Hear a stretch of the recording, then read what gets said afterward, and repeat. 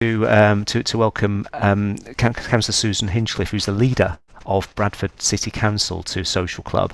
We've just had a really marvellous session with our members, where we've been chatting to Susan about her role, about her rise as a leader, and about her sort of philosophy of leadership as well, and how she copes with the job, which is a very important job.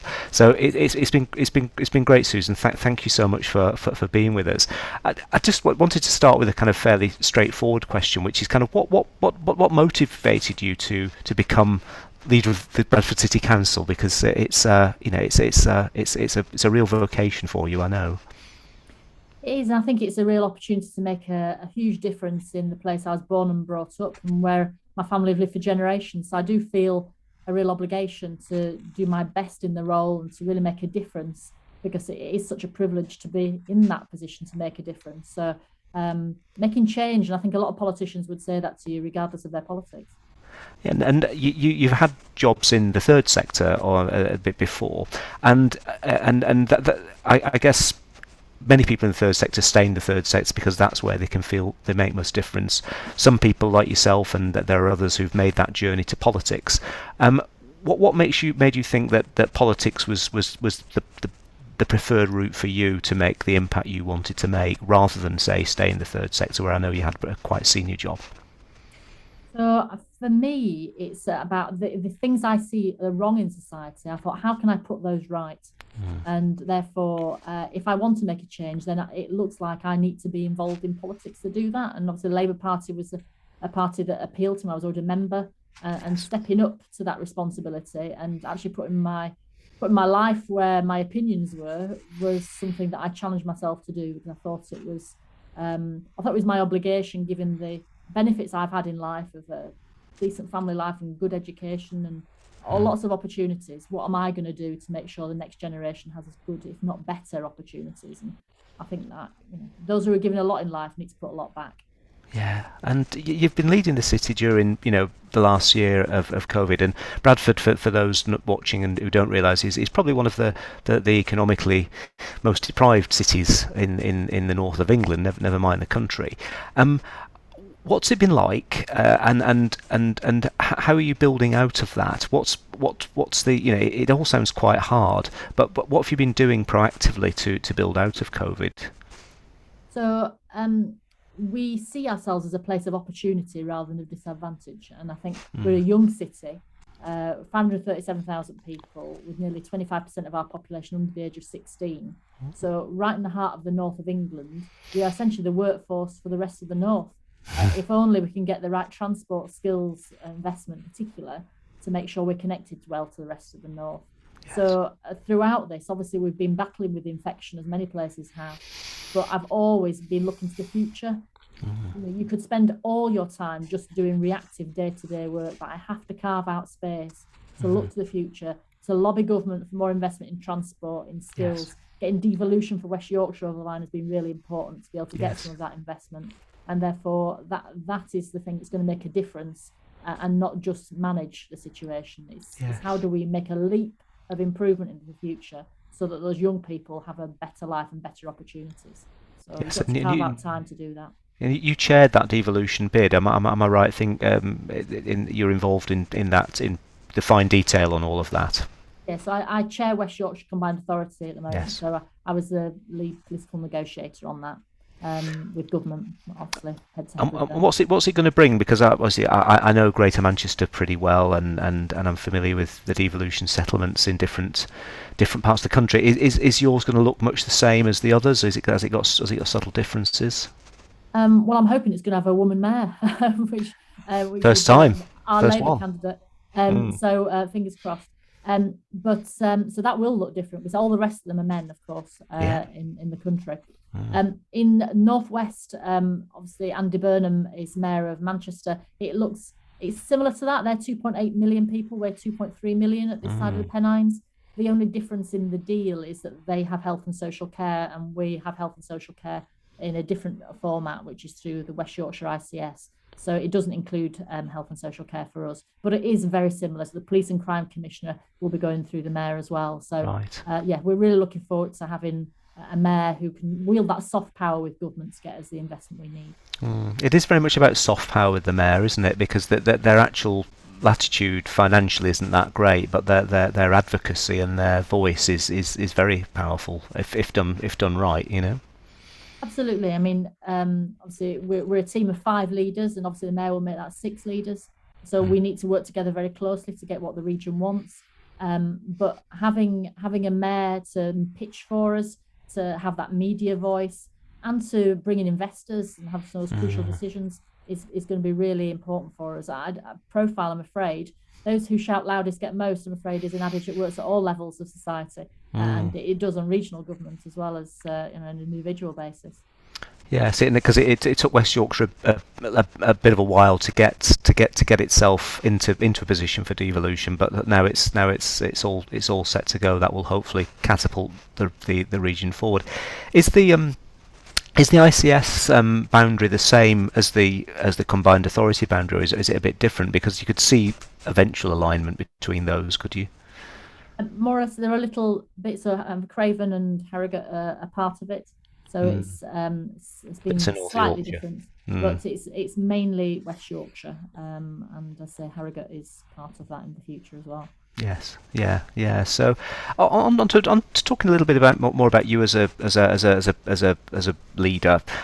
You know, politics is a rough trade. I've done a bit of it myself, and northern politics, and being a woman in northern politics, it's not. I suspect at times it hasn't been easy. Have you dealt with much discrimination, gender discrimination on your way up, or has it largely been absent in your case? Well, I wonder, I might not have noticed it perhaps when it happened as well. That's the other issue. I always think that I've benefited from other women who've gone before me. So my mother's generation had a much tougher battle in the workplace than I've ever had to have. So I feel fortunate that I live at the time I live. I'm also in Labour Party, which has always encouraged women to get involved in things, and they have quotas of things like, we need 50% of women on this, will you please do it? Makes people ask you to get involved, which I think really helps. Yes. Obviously there's structural inequalities in society which you can't deny, so I think a lot of people think, because I'm a woman, I don't know how to run a business, and I've done all those things and run a big local authority. I've done quite a lot of big jobs, but people don't think that because you're a woman that you've not done that. So I think there is a bit of a default there. And also people who think that there must be a man behind you, that a woman could possibly be doing that on her own, but she is, and she can.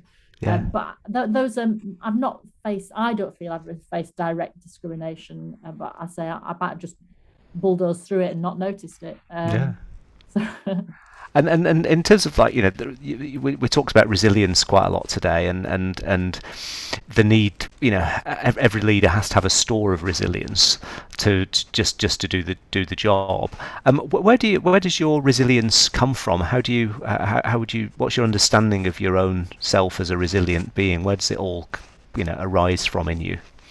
I think having had a loving family as I was growing up, I think is a huge bonus, and something that young people who have not had that, we have to try and support them with that through life. So I feel that's been a real blessing for me, having that. Having good friends now helps, who will listen to you and listen to your moans and still forgive you and come back for more the following day. I think is also builds your resilience, and I think also just be able to reflect as well that you've been through tough times before, but you've got through them, so you'll get through this as well. There's always better tomorrows. I think is worth reminding yourself about. So experience teaches you that, and just generally being able to self-reflect and think, could I have done anything better there, or so next time I'll do it like this. Be able to just think things through and not be driven by emotions, I think is really important. Yes, be able to take. I think you used the term "take a step back," didn't you? In the and observe. Yeah, and in terms of role models, you know, when you were upcoming and making your name in politics to begin with, and building your reputation, if you like, and your following, which people did you look to most for inspiration, either within or beyond politics? Yes, it's a difficult one, is this, isn't it? Because I've never been somebody who's had posters on their wall in terms of icons and people you worship. So I've never been a child who looked at pop stars or anything like that. So Mm. I'm I think I've different qualities from different people. So we talked about a former leader of Bradford, Ian Greenwood. He was a Mm. man, but he was a big figure in Bradford and somebody who was a good friend to me. But also people like Kirsty McHugh, I think, who we both know, who Yeah. was a really good person who I work with at Business in the Community, who has a really good attitude to work, life, and the world. And she also had a part to play actually in what I did. And people just, other women saying to me, why don't you do this? Yeah. Yeah. Just other women sort of saying to me, you could do this, why don't you? I Yes. think we all need to take our responsibility and we say, well, where are all these people going to come from to do the future? Well, it's up to us to go out and say to them, why not you? And make them think about what their own opportunity and what their own gift to the world could be if they only take full advantage of their skills and talents. Yeah, because even in 2021, yeah, women are still massively underrepresented in most councils, in most parliaments in the world. It's I think the Scandinavians are the only ones to have cracked it in terms of gender equality in politics. Anyway, At one point, Rwanda was doing better than the UK. I'm not sure if that's still the case. yeah, that's interesting, isn't it? Yeah, yeah. So, and I want to talk a bit about setbacks because every politician, it has triumphs and has setbacks, either electorally or just in terms of stuff they're trying to get done that they haven't quite got the numbers for or get beaten back on. What's been your sort of either electorally or in terms of your personal projects that you've been trying to drive? What's been your biggest setback so far, and how did you respond to it? How long did it take you to pick yourself up afterwards? The typical, obviously, setback in politics is that you win some, you lose some. That's sort of part of our journey, Mm. really. And I think you Mm. learn a lot from losing about resilience and your Yes. character. But I think you have to quickly move on and get over the defeat and make sure that you come together and build bridges with people who you may have been opposing for that short term of the campaign, but you come Mm. together with them for the better good, really, and to make sure that you're there for the right purpose. You can spend a lot of time chasing rainbows and chasing the next Mm. thing Mm. rather than focus on what the here and now and making sure that you do your best with the power and the opportunity you have. Because otherwise, you never live in the moment. So I think it's really important to focus on that. Yeah, because there's two parts to a council leader's role. I think one is to be sort of deeply strategic about the city and its future role, and in the way that you described before. We need infrastructure, we need skills, we need investment. There's that whole long-term vision that you need to sort of have about you. But you know, running a city is a bit like having a fire hydrant in your mouth. There's stuff happening every day, and fast. It's coming at you faster than you can swallow it. How do you balance that well? Because it's so easy to become really tactical and not come across as somebody with vision. Equally, you see these politicians and that they're all vision, but they've got no practicality. How do you get that balance right? I think I couldn't do the vision without actually delivering something at some stage. So Mm. what drives me is seeing the physical, visual change of things that are now better than they were before because of the intervention we've taken. Mm. And therefore, that's the reward for all the work you put in, seeing the actual physical change of the place as you move along.